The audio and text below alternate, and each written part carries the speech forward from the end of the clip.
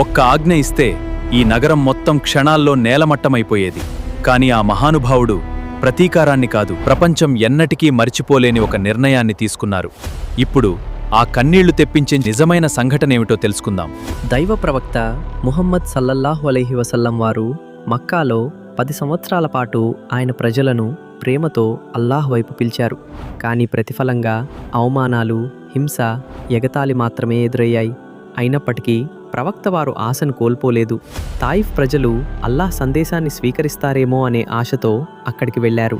కానీ వారు ఆయన మాట వినడమే కాదు, నగరంలోని పిల్లలను, బానిసలను, దుండగులను ఆయన వెనుకకు పంపించి రాళ్లతో కొట్టించారు. రాళ్ళు ఆయన పవిత్ర శరీరాన్ని చీల్చాయి.